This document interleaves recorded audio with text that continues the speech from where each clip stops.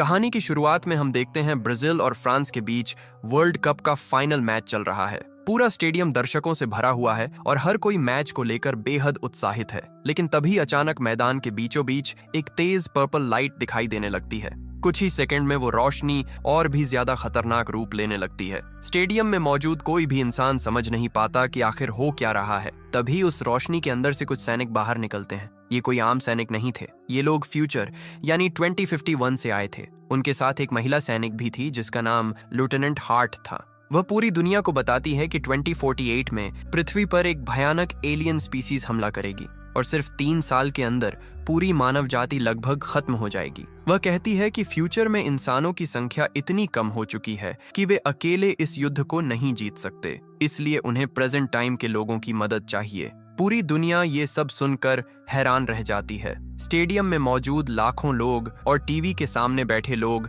बिल्कुल शांत हो जाते हैं। इसी दौरान हम डैन फॉरेस्टर नाम के एक आदमी को देखते हैं। डैन एक हाई स्कूल में बायोलॉजी टीचर है, लेकिन टीचिंग की ये नॉर्मल लाइफ उसे कभी पसंद नहीं आई, क्योंकि एक समय वह अमेरिकन आर्मी का एक्सपीरियंस्ड कमांडर रह चुका था। उसे बैटलफील्ड की जिंदगी अब भी याद आती है। डैन अपनी पत्नी एमी और छोटी बेटी म्यूरी के साथ एक साधारण जिंदगी जी रहा था, लेकिन उसके अंदर कहीं ना कहीं ये एहसास हमेशा था कि वो इससे कहीं ज्यादा बड़ा कुछ करना चाहता है। इसलिए वह लगातार अलग अलग रिसर्च लैब्स में नौकरी पाने की कोशिश कर रहा था। उसका सपना था कि साइंस और मिलिट्री एक्सपीरियंस को मिलाकर वो ऐसा कुछ करे जिससे दुनिया बदल जाए, लेकिन हर बार उसे रिजेक्शन ही मिलता है। यही वजह थी कि डैन अंदर ही अंदर काफी फ्रस्ट्रेटेड रहने लगा था। उस शाम डैन अपनी फैमिली के साथ टीवी पर वही फुटबॉल मैच देख रहा था। तभी फ्यूचर से आए सैनिकों की अनाउंसमेंट पूरी दुनिया को हिलाकर रख देती है। इस घटना के बाद पूरी दुनिया में डर और अफरा तफरी फैल जाती है। दुनिया के बड़े देश मिलकर एक जॉइंट मिलिट्री फोर्स बनाते हैं। फैसला लिया जाता है कि जरूरत पड़ने पर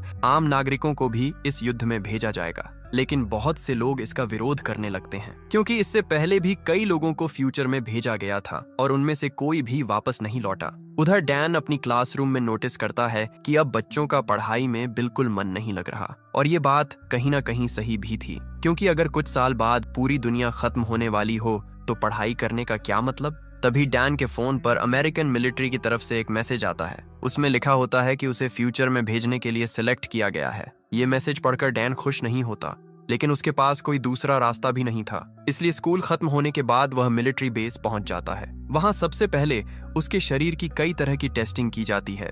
फिर उसे एक बड़ी मशीन के सामने बैठाया जाता है। मशीन के अंदर उसका हाथ डाल दिया जाता है। अचानक उसके हाथ में तेज दर्द शुरू हो जाता है, क्योंकि मशीन उसकी स्किन के नीचे कई छोटी नीडल्स डाल रही थी। डैन दर्द से तड़प उठता है। तभी एक कमांडर उसे बताता है कि उसके हाथ में एक स्पेशल ट्रैकिंग डिवाइस लगाया जा रहा है। इस डिवाइस के अंदर बेहद पावरफुल जीपीएस सिस्टम है, जिसकी मदद से फ्यूचर में जाने के बाद भी कंट्रोल रूम से उसकी हर मूवमेंट ट्रैक की जा सकेगी। इसके बाद एक महिला कमांडर डैन को एक और शॉकिंग बात बताती है। वह कहती है कि रिकॉर्ड्स के अनुसार डैन की मौत 2030 में हो जाएगी, यानी उसके पास अब सिर्फ कुछ ही साल बचे हैं। अपनी मौत की तारीख सुनकर डैन कुछ देर के लिए बिल्कुल चुप हो जाता है। उसे समझ नहीं आता कि वो क्या बोले। किसी तरह खुद को संभालकर वह घर वापस आता है और सारी बातें एमी को बता देता है। ये सब सुनकर एमी का चेहरा डर से सफेद पड़ जाता है। वह डैन से कहती है कि वे इस शहर को छोड़कर कहीं दूर चले जाएंगे, लेकिन डैन उसे समझाता है कि ऐसा करना बेकार है, क्योंकि उसके हाथ में लगा ट्रैकिंग डिवाइस उसे कहीं भी छुपने नहीं देगा। तब एमी कहती है कि अगर कोई उस डिवाइस को निकाल सकता है तो वो सिर्फ एक इंसान है। डैन तुरंत समझ जाता है कि वह उसके पिता जेम्स की बात कर रही है। जेम्स एक मैकेनिकल इंजीनियर और फॉर्मर सोल्जर था, लेकिन कई साल पहले वह डैन और उसकी माँ को छोड़कर चला गया था। उसी दिन से डैन अपने पिता से नफरत करने लगा था। पहले तो डैन उसके पास जाने से मना कर देता है, लेकिन एमी के कहने पर आखिरकार वह तैयार हो जाता है। जेम्स के पास पहुंचते ही दोनों के बीच पुरानी बातों को लेकर बहस शुरू हो जाती है। धीरे धीरे बात इतनी बढ़ जाती है कि डैन गुस्से में वहां से निकल जाता है। घर लौटकर वह एमी से कहता है कि अब उसके पास फ्यूचर में जाने के अलावा कोई रास्ता नहीं बचा। हालांकि वह एमी से वादा करता है कि एक फॉर्मर सोल्जर होने के नाते वो हर हाल में जिंदा वापस लौटेगा। इसके बाद डैन अपनी छोटी बेटी मूरी के कमरे में जाता है। वह उससे कहता है कि वो जल्दी वापस आ जाएगा, लेकिन छोटी मूरी समझ जाती है कि उसके पिता युद्ध पर जा रहे हैं, इसलिए वह रोने लगती है। डैन प्यार से उसके सिर पर हाथ फेरता है और फिर अपनी वाइफ और बेटी को अलविदा कहकर मिलिट्री बेस की तरफ निकल जाता है। मिलिट्री बेस पहुंचने के बाद डैन वहां बहुत सारे आम लोगों को देखता है जिन्हें फ्यूचर में भेजने की ट्रेनिंग दी जा रही थी। यहीं उसकी मुलाकात 2 लोगों से होती है। पहला था चार्ली, जो एक एटमॉस्फेरिक साइंटिस्ट था, और दूसरा था डोरियन, जो एक फॉर्मर सोल्जर था और इससे पहले 2 बार फ्यूचर में जाकर लड़ाई लड़ चुका था।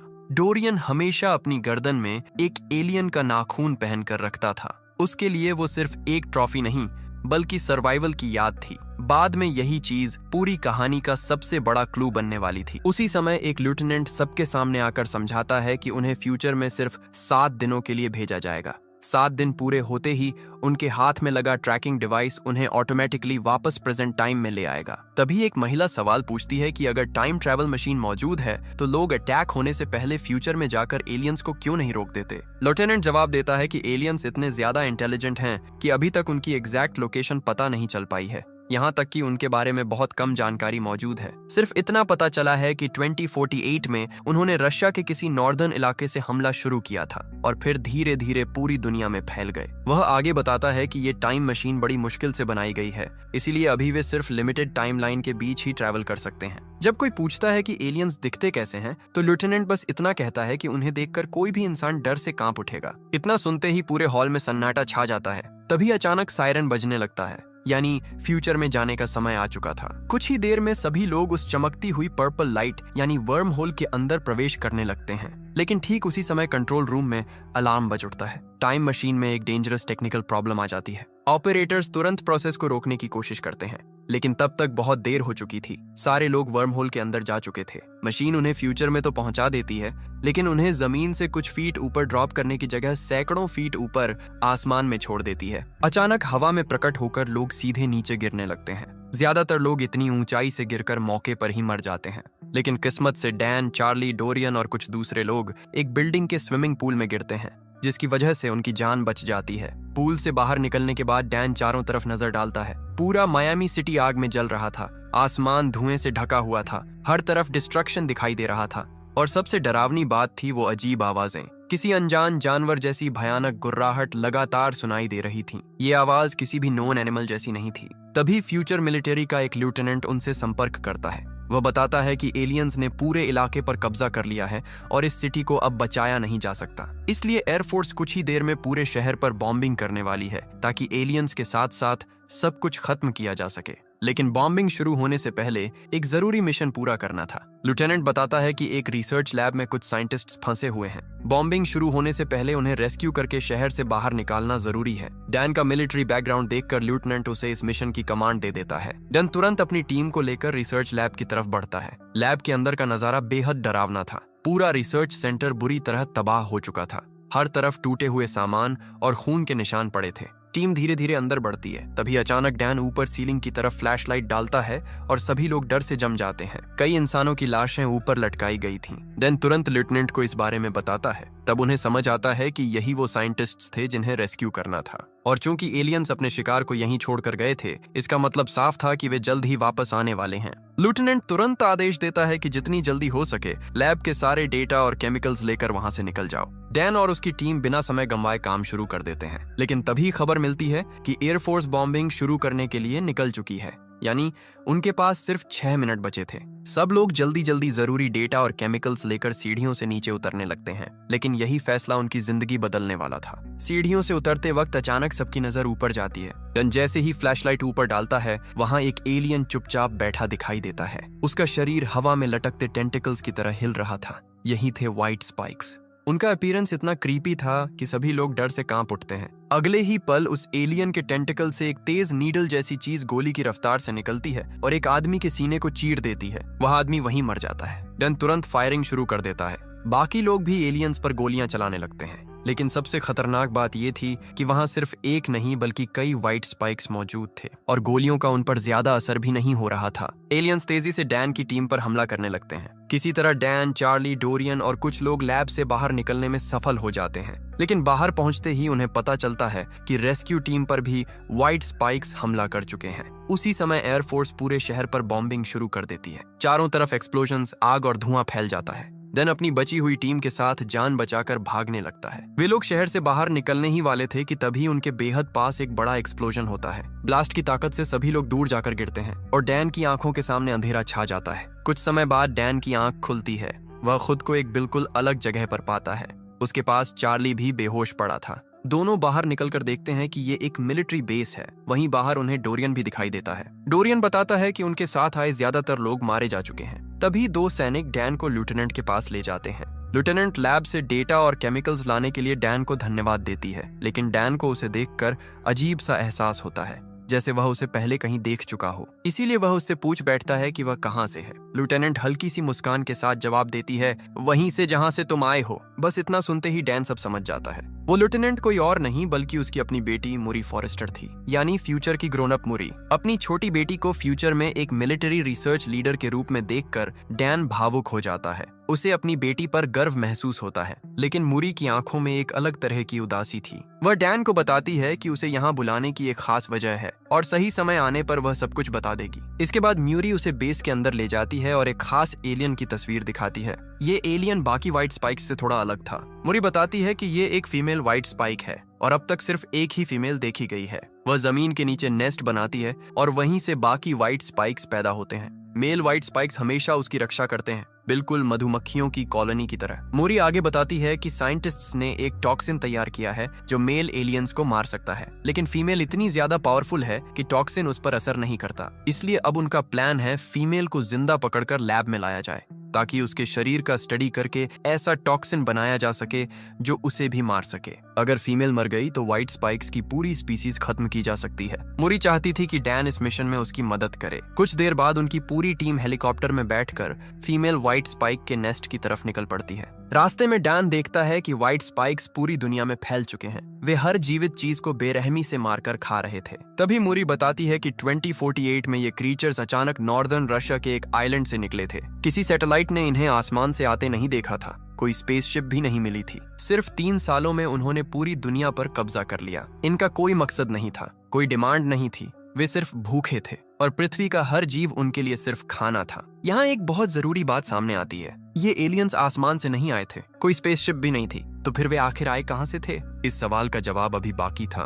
कुछ देर बाद उनकी टीम फीमेल के नेस्ट तक पहुंच जाती है। सैनिक उसे पकड़ने के लिए उसके ऊपर बड़ी बड़ी चेन्स और रोप्स फेंकने लगते हैं। वे उसे एक जायंट केज में बंद करने की कोशिश करते हैं, लेकिन अचानक फीमेल भड़क उठती है। वह सुरंग से बाहर निकलती है और सैनिकों पर टूट पड़ती है। उसके नाखून और दांत इतने खतरनाक थे कि कई सैनिक सेकंडों में मारे जाते हैं। स्थिति बिगड़ती देखकर मोरी डैन को हेलीकॉप्टर में रहने के लिए कहती है और खुद बाकी सोल्जर्स के साथ टनल के अंदर चली जाती है। लेकिन तभी मेल व्हाइट स्पाइक्स फीमेल के डेंजर सिग्नल को महसूस कर लेते हैं और बड़ी संख्या में उनकी तरफ आने लगते हैं। डैन अब चुप बैठ नहीं पाता, वह भी टनल के अंदर उतर जाता है। बहुत मुश्किल और जानलेवा संघर्ष के बाद आखिरकार वे लोग फीमेल को केज में बंद करने में सफल हो जाते हैं। फिर एक हेलीकॉप्टर उस केज को उठाकर वहां से दूर ले जाता है, लेकिन खतरा अभी खत्म नहीं हुआ था। मेल व्हाइट स्पाइक्स झुंड बनाकर सोल्जर्स पर हमला करने लगते हैं। डैन और मुरी किसी तरह वहां से निकलकर एक बीच तक पहुंचते हैं। वहां वे फ्लेयर गन चलाकर मदद का सिग्नल भेजते हैं। रेस्क्यू आने तक दोनों को अकेले बात करने का मौका मिलता है। तभी डैन मुरी से पूछता है कि उसे बताया गया है कि उसकी मौत 7 इयर्स बाद हो जाएगी। वह जानना चाहता था कि आखिर ऐसा कैसे हुआ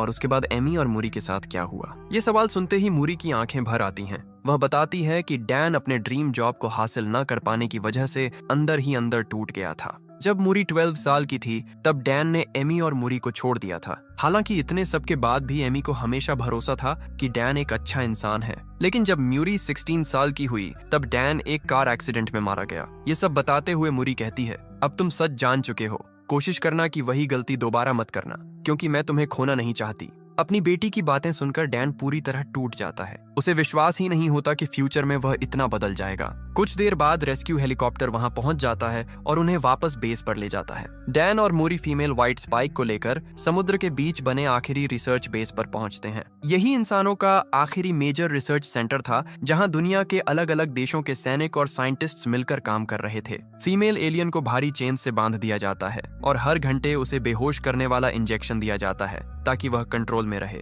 इसके बाद मूरी उसके ब्लड पर लगातार एक्सपेरिमेंट्स शुरू कर देती है। धीरे धीरे डैन के फ्यूचर में आने के 6 दिन पूरे हो जाते हैं। अगले दिन उसे वापस प्रेजेंट में लौटना था, इसलिए वह भी मूरी की मदद करने लगता है। पूरी रात दोनों फादर और डॉटर मिलकर फीमेल के ब्लड पर अलग अलग टॉक्सिन्स टेस्ट करते रहते हैं और आखिरकार सुबह के समय उनकी मेहनत सफल हो जाती है। वे एक ऐसा टॉक्सिन बना लेते हैं जो फीमेल व्हाइट स्पाइक को भी मार सकता था। लेकिन ठीक उसी समय फीमेल व्हाइट स्पाइक अचानक जाग जाती है। इसके साथ ही पूरे रिसर्च बेस में अलार्म बजने लगता है, क्योंकि लाखों मेल व्हाइट स्पाइक्स समुद्र पार करके फीमेल को बचाने के लिए आ रहे थे। सबसे डरावनी बात यह थी कि वे सिर्फ जमीन पर ही नहीं बल्कि पानी में भी बेहद तेजी से तैर सकते थे। उनकी संख्या इतनी ज्यादा थी कि उन्हें रोक पाना लगभग नामुमकिन था। कुछ ही देर में कई व्हाइट स्पाइक्स रिसर्च बेस के अंदर घुस आते हैं। उधर डैन के प्रेजेंट टाइम में वापस लौटने का काउंटडाउन भी शुरू हो चुका था। उसके पास सिर्फ कुछ ही मिनट बचे थे। तभी मुरी आखिरकार उसे बताती है कि उसे यहाँ बुलाने की असली वजह क्या थी। वह कहती है कि फ्यूचर में एलियंस की संख्या इतनी ज्यादा बढ़ चुकी है कि उनके पास मौजूद टॉक्सिन पर्याप्त नहीं है, इसलिए वह चाहती है कि डैन इस टॉक्सिन को लेकर वापस प्रेजेंट में जाए और वहां साइंटिस्ट्स के साथ मिलकर इसे बड़े स्तर पर तैयार करें, क्योंकि प्रेजेंट टाइम में अभी रिसोर्सेज भी हैं और समय भी। अगर समय रहते तैयारी हो जाए तो शायद एलियंस के अटैक से पहले ही उन्हें रोका जा सकता है। डैन उसकी बात मान लेता है, लेकिन वह अपनी बेटी को छोड़कर अकेले जाने के लिए तैयार नहीं था। वह तय करता है कि मूरी को भी अपने साथ प्रेजेंट में लेकर जाएगा। इसके बाद म्यूरी उसे हेलीकॉप्टर की तरफ ले जाने लगती है ताकि रिटर्न प्रोसेस शुरू होने तक वे लोग आसमान में सुरक्षित रह सकें। लेकिन तभी मेल व्हाइट स्पाइक्स फीमेल तक पहुंच जाते हैं और उसकी चेन्स तोड़कर उसे आजाद कर देते हैं। डैन और मूरी हेलीकॉप्टर के काफी करीब पहुंच चुके थे, लेकिन अचानक फीमेल पीछे से हमला कर देती है और मूरी बुरी तरह घायल हो जाती है। अब उसके लिए आगे बढ़ना मुश्किल हो जाता है। तभी म्यूरी अपने हाथ में पकड़ा टॉक्सिन डैन को दे देती है और कहती है, एक बार फिर तुम्हारे पास आकर अच्छा लगा डैड, मैं वैसी ही बनी ना जैसी तुम चाहते थे। उसकी आंखों में आंसू थे। वह आगे कहती है, आई लव यू डैड। ये सुनकर डैन की आंखें भी भर आती हैं। असल में मूरी समझ चुकी थी कि शायद अब वह नहीं बच पाएगी। उसी समय फीमेल व्हाइट स्पाइक वहां पहुंच जाती है, लेकिन इससे पहले कि वह कुछ कर पाती, एक बड़ा एक्सप्लोजन होता है और पूरा प्लेटफॉर्म टूटकर समुद्र में गिरने लगता है। मूरी भी फीमेल के साथ नीचे गिरने लगती है और नीचे हजारों मेल व्हाइट स्पाइक्स उनका इंतजार कर रहे थे। डैन बिना एक सेकंड गंवाए अपनी बेटी को बचाने के लिए नीचे छलांग लगा देता है, लेकिन वह उसे पकड़ पाता उससे पहले ही उसका समय खत्म हो जाता है। अचानक एक तेज झटका लगता है और अगले ही पल डैन फ्यूचर से प्रेजेंट टाइम में वापस लौट आता है। वापस आते ही वह जमीन पर गिरकर बेहोश हो जाता है। कुछ देर बाद जब उसकी आंख खुलती है तो वह तुरंत सैनिकों से कहता है कि टॉक्सिन को बड़ी मात्रा में बनाकर फ्यूचर में भेजा जाए, लेकिन तभी एक सैनिक उसे रोकते हुए बताता है कि अब ऐसा करना संभव नहीं है, क्योंकि फ्यूचर में एलियंस ने टाइम मशीन को डिस्ट्रॉय कर दिया है। अब कोई भी इंसान फ्यूचर में नहीं जा सकता। ये सुनते ही डैन पूरी तरह टूट जाता है। उसे समझ आ जाता है कि फ्यूचर वाली मूरी अब जिंदा नहीं बची। इस युद्ध से चार्ली और डोरियन भी किसी तरह बचकर वापस आ चुके थे। मिलिट्री बेस से बाहर निकलते ही डैन को एमी दिखाई देती है। डैन को जिंदा देखकर एमी उसे कसकर गले लगा लेती है, लेकिन घर वापस आने के बाद भी डैन के मन को शांति नहीं मिलती। वह पूरी रात छोटी मूरी के कमरे में बैठा रहता है। अपनी सोती हुई बेटी को देखकर उसे बार बार फ्यूचर वाली मूरी याद आती है, क्योंकि अब वह जान चुका था कि आगे चलकर उसकी बेटी क्या बनने वाली है। तभी एमी उसके पास आती है और पूछती है कि फ्यूचर में आखिर क्या हुआ था। इसके बाद डैन उसे पूरी कहानी बताता है, फ्यूचर, एलियंस, मूरी, टॉक्सिन, सब कुछ। ये सब सुनकर एमी की आंखों में भी आंसू आ जाते हैं। डैन कहता है कि उसके पास टॉक्सिन तो है, लेकिन उसे समझ नहीं आ रहा कि अब वह इसका क्या करे। तभी एमी कुछ देर सोचने के बाद एक बेहद महत्वपूर्ण बात कहती है। वह कहती है, क्या ऐसा हो सकता है कि एलियंस पहले से ही अर्थ पर मौजूद हों? ये सुनते ही डैन के दिमाग में जैसे बिजली कौंध जाती है। उसे अचानक कई बातें याद आने लगती हैं। वह तुरंत डोरियन से मिलने जाता है। तुम्हें याद होगा, डोरियन हमेशा अपनी गर्दन में एलियन का एक नाखून पहनकर रखता था। अब वही चीज सबसे बड़ा क्लू बनने वाली थी। डैन वह नाखून लेकर चार्ली की लैब में पहुंचता है और उससे कहता है कि इसका डिटेल एनालिसिस किया जाए। कुछ देर जांच करने के बाद चार्ली एक शॉकिंग चीज डिस्कवर करता है। वह बताता है कि उस नाखून पर वॉल्केनिक ऐश मौजूद है, लेकिन ये ऐश रशिया की नहीं बल्कि चाइना की किसी वॉल्केनो की है। अब सवाल ये था कि एलियंस तो नॉर्दर्न रशिया से निकले थे, तो फिर उनके शरीर पर चाइनीज वॉल्केनो की राख कैसे आई? इस सवाल का जवाब जानने के लिए डैन अपने स्टूडेंट मार्टिन के पास जाता है। मार्टिन वॉल्केनोज के बारे में काफी नॉलेज रखता था। डैन उससे इस ऐश के बारे में पूछता है। तब मार्टिन बताता है कि लगभग 1000 ईयर्स पहले चाइना और कोरिया की बॉर्डर पर चांगबाई नाम के वॉल्केनो में एक मैसिव इरप्शन हुआ था। उस विस्फोट की ताकत लगभग 1000 न्यूक्लियर बॉम्ब्स के बराबर थी। उस एक्सप्लोजन की राख पूरी दुनिया में फैल गई थी और रशिया के बर्फीले इलाकों में आज भी वो वॉल्केनिक ऐश ग्लेशियर्स के नीचे दबी हुई मौजूद है। डैन तुरंत मार्टिन से पूछता है कि रशिया के किस इलाके में वो वॉल्केनिक ऐश सबसे ज्यादा जमा हुई थी। मार्टिन अपने लैपटॉप पर ग्लेशियर का मैप खोलता है और एक स्पेसिफिक जगह दिखाता है। उसी पल डैन के दिमाग में पूरी तस्वीर साफ हो जाती है।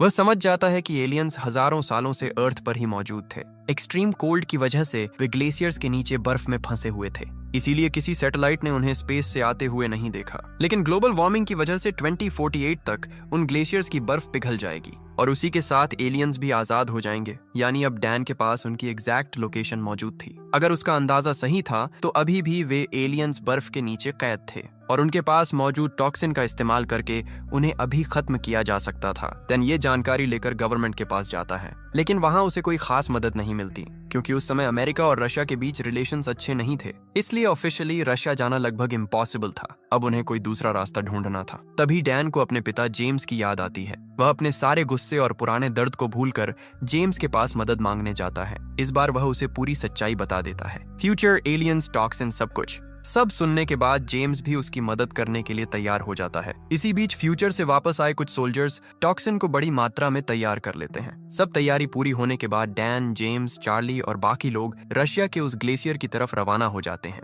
कुछ समय बाद वे लोग उस बर्फीले इलाके में पहुंच जाते हैं। वहां पहुंचकर वे अलग अलग जगहों पर सर्च शुरू करते हैं। काफी देर तलाश करने के बाद वे एक अजीब सी जगह पर पहुंचते हैं। वहां किसी भी इलेक्ट्रॉनिक डिवाइस का सिग्नल ठीक से काम नहीं कर रहा था। कंपास भी लगातार डिस्टर्ब हो रहा था। कुछ आगे बढ़ते ही उन्हें जमीन में एक विशाल गड्ढा दिखाई देता है। उसे देखकर सभी समझ जाते हैं कि एलियन स्पेसशिप शायद इसी ग्लेशियर के नीचे दबी हुई है। इसीलिए वे ग्रेनेड्स का इस्तेमाल करके आसपास की बर्फ में एक्सप्लोजन्स करते हैं। ब्लास्ट के बाद नीचे जाने का रास्ता बन जाता है। फिर डैन अपनी टीम को लेकर उस गहरी दरार के अंदर उतरता है। कुछ दूर नीचे जाने के बाद वे लोग बर्फ के अंदर फंसी हुई एक विशाल स्पेसशिप देखते हैं। यही वो स्पेसशिप थी। अब उनके पास प्रूफ भी था, लेकिन चूंकि गवर्नमेंट ने उनकी बात नहीं मानी थी, इसलिए उन्होंने फैसला किया कि वे खुद ही सब खत्म करेंगे। इसके बाद वे स्पेसशिप को काटकर उसके अंदर प्रवेश करते हैं। डैन के पिता जेम्स और चार्ली बाहर रुककर निगरानी करने लगते हैं। उधर स्पेसशिप के अंदर जाते ही सभी लोग हैरान रह जाते हैं। कॉकपिट में एक डेड एलियन उल्टा लटका हुआ था, लेकिन ये क्रीचर व्हाइट स्पाइक्स जैसा बिल्कुल नहीं दिखता था।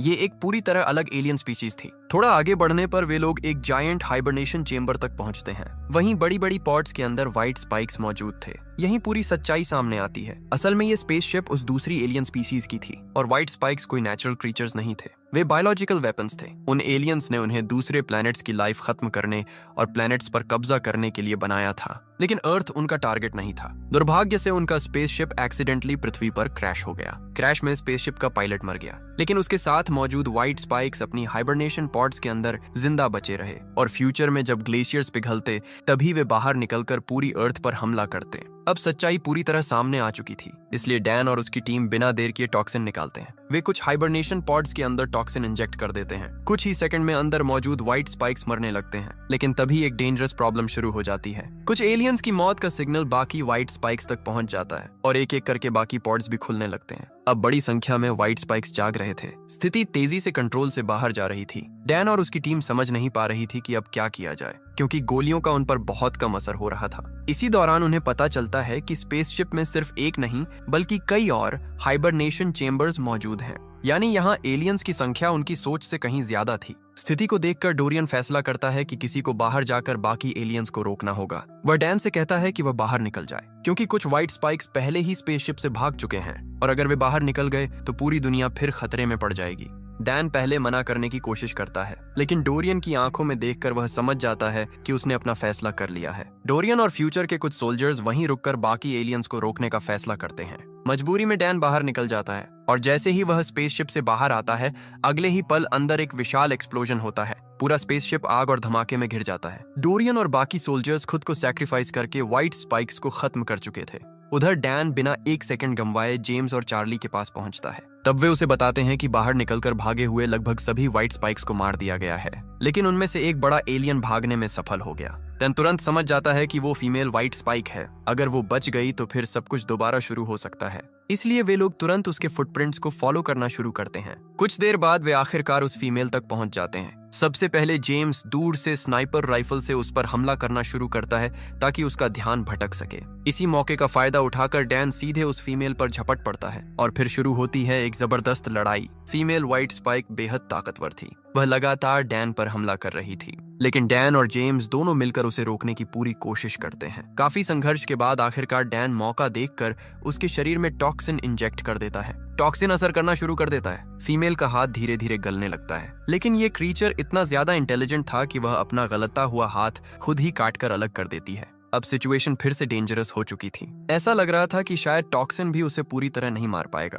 तभी जेम्स फैसला करता है कि वह खुद को सैक्रिफाइस करेगा ताकि डैन बच सके, लेकिन डैन पहले ही फ्यूचर में अपनी बेटी को खो चुका था। अब वह अपने पिता को भी उसी तरह खोना नहीं चाहता था, इसलिए वह पूरी ताकत के साथ दोबारा फीमेल पर टूट पड़ता है। इस बार उसके पास टॉक्सिन की आखिरी डोज बची थी। डैन फीमेल को मजबूती से पकड़ लेता है और उसकी गर्दन में आखिरी टॉक्सिन इंजेक्ट कर देता है। कुछ ही सेकंड में टॉक्सिन तेजी से असर करने लगता है। फीमेल का सिर और शरीर गलना शुरू हो जाता है। वह दर्द से जोर जोर से चिल्लाने लगती है। फिर डैन एक जोरदार किक मारकर उसे पास की गहरी खाई में गिरा देता है। नीचे गिरते ही उसका शरीर पूरी तरह खत्म हो जाता है और इसी के साथ व्हाइट स्पाइक्स का खतरा हमेशा के लिए समाप्त हो जाता है। यानी आखिरकार उन्होंने ये युद्ध जीत लिया था। डैन सिर्फ अपनी फैमिली को ही नहीं बल्कि पूरी दुनिया को बचाने में सफल हो गया था। इसके बाद डैन, जेम्स और चार्ली बर्फ पर लेटकर राहत की सांस लेते हैं। उधर उनकी पूरी मिशन फुटेज इंटरनेट पर वायरल हो जाती है। दुनिया भर के लोग उनकी बहादुरी के बारे में जान जाते हैं। कुछ समय बाद डैन अपने घर वापस लौटता है, लेकिन इस बार वह अकेला नहीं था। उसके साथ उसका पिता जेम्स भी था। यानी इतने सालों से उनके बीच जो गुस्सा और दूरियां थीं, वे अब खत्म हो चुकी थीं। और सबसे बड़ी बात, अब डैन फ्यूचर की सच्चाई जान चुका था। उसे पता था कि अगर उसने अपनी फैमिली को छोड़ दिया तो आगे क्या होगा। इसलिए अब उसने फैसला कर लिया था कि वह कभी वही गलती दोबारा नहीं करेगा। वह हमेशा अपनी वाइफ और बेटी के साथ रहेगा। इसके साथ ही इस कहानी का अंत हो जाता है और आखिरकार ह्यूमैनिटी एक ऐसे खतरे से बच जाती है जो फ्यूचर में पूरी दुनिया को खत्म कर सकता था।